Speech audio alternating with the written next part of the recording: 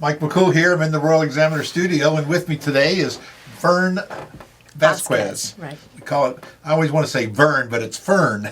Like the plant fern. Like the plant fern. That's what I Speaking of plants, she is been spearheading this community victory garden that we have in town. It's called CHIO. Yes.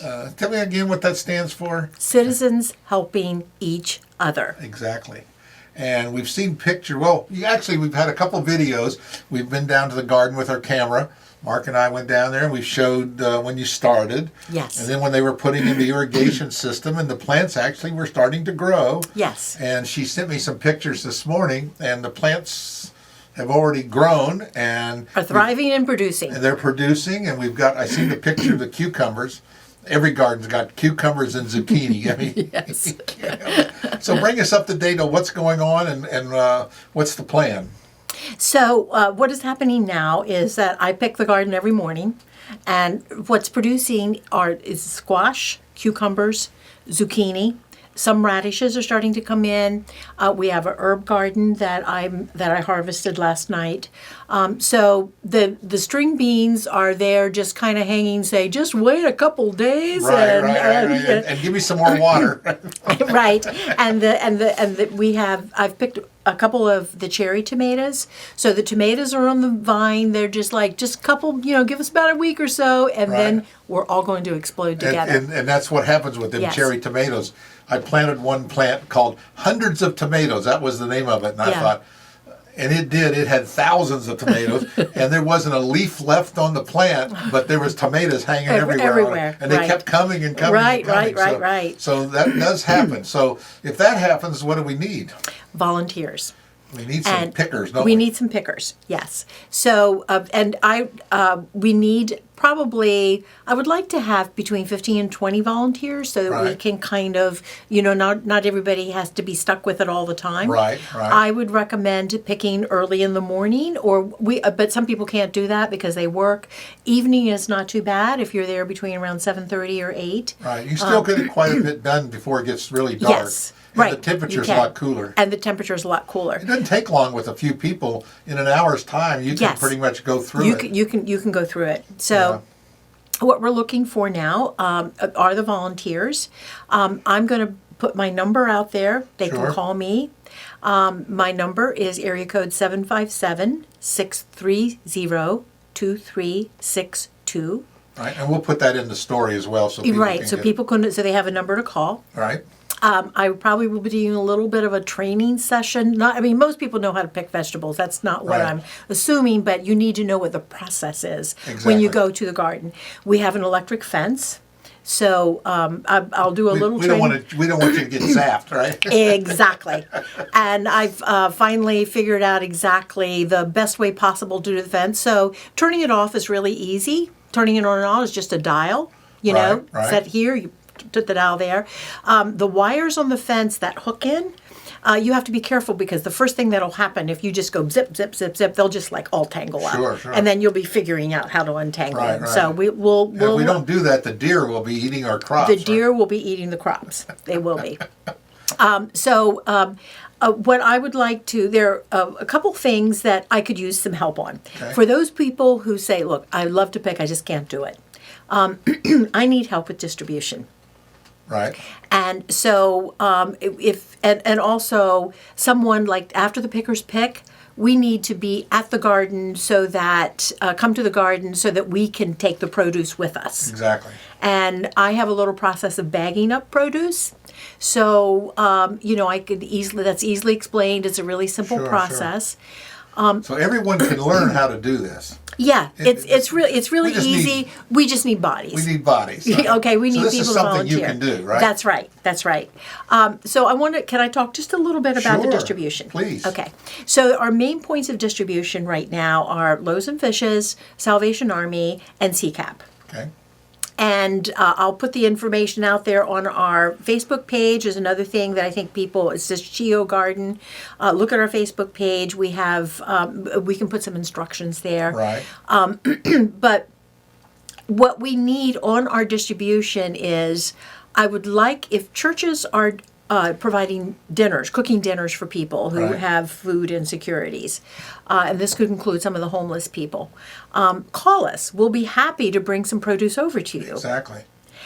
If you have parishioners in your congregation and on Sunday morning, and you have some way to refrigerate, we would love to bring you things that you can give to your parishioners. Exactly. So we would like a way to really spread out the distribution.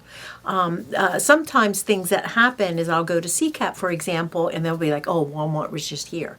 They gave us like 1,500 cucumbers. Exactly. So, but we know that there is a need. It's just getting the produce to the people In the right who need- time. In the Right. right time. So, particularly on weekends when we can't go to Loaves and Fish and some of the other places, if you're a pastor of a church, and you can get my number, call me if I have produce. I would love to bring some over. And And help you out with that. The worst thing we can do is have all this stuff they call rot in the field, so to speak. And Do not want to have that we do to not want to happen. do that. That happens a lot, and you see the news, reporting that Right. because the breakdown in the distribution. That's what Right. really. That's how we're able to feed our country on That such is small correct. amount of land. Is not so much we can produce enough food, Right. but we can get it around when we Right. complain about all them trucks running the road. Right. But you can get it, and it's just a very simple concept to me. It's like point A is me with the produce. Point B is the individual who could benefit from that produce. And the shortest point between point A and point B is what I want to look at. Okay. There's another little aspect to it that we have started, and this was actually in the original planning of it, is that we have an herb garden. Right. And so we would like to help some restaurants out too. Restaurants are really being hit hard right now. And so this morning, as a matter of fact, I'm going to be doing some distributions to restaurants. I've harvested the basil and parsley, some dill. We have coming up, I have a lot more parsley to harvest and also some dill. Rosemary, thyme, It's sage. amazing, we're used to just shaking it out of the jar. Yes. And you say, well, I don't like that.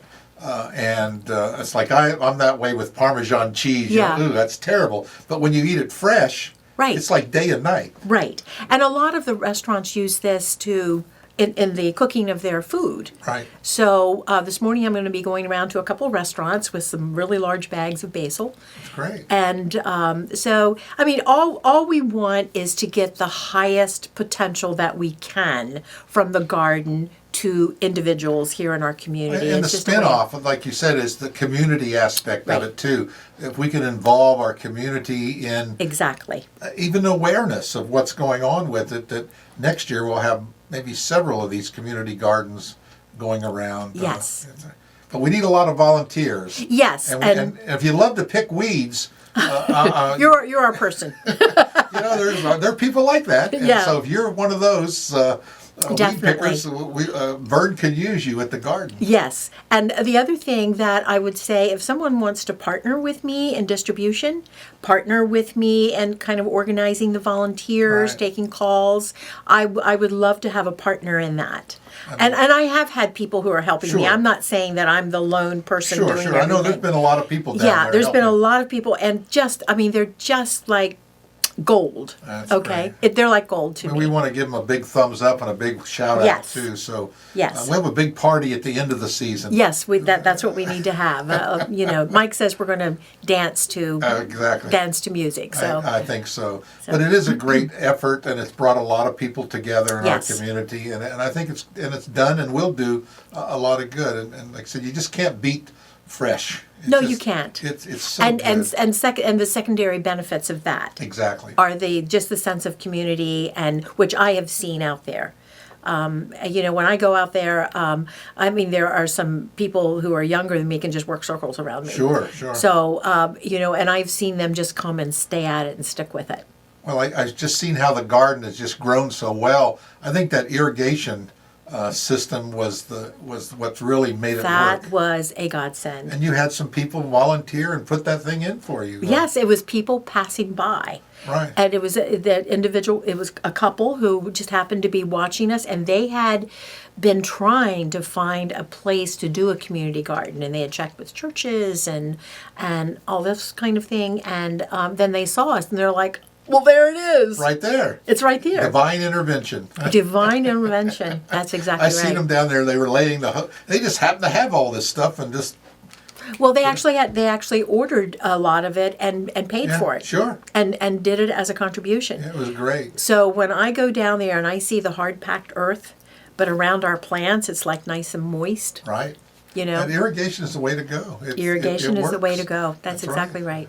Well, it's been a godsend to the community, and I think it's a great work that you and several others have put this thing together. Well, thank you. I know it was supported by our county administrator. Very much so. And Mr. Mabe, our chairman, Yes. he really championed this community effort. He did. And he would like to see more of them, because it does bring a sense of community together, and I think it's a great work, and it's really not that expensive to do as far as projects are concerned. It did cost money. Well, But there was just some basic infrastructure, like, if we do this again, we won't have to buy the fence. Exactly. You won't have to buy the irrigation system. And the Eastham family lets you use their Yes. property, and it just so happened they had water right there. Well, You know what? around the corner. You know what? It's everything came together. So, and some of it was just luck. Some of it was just reaching the right people. It is.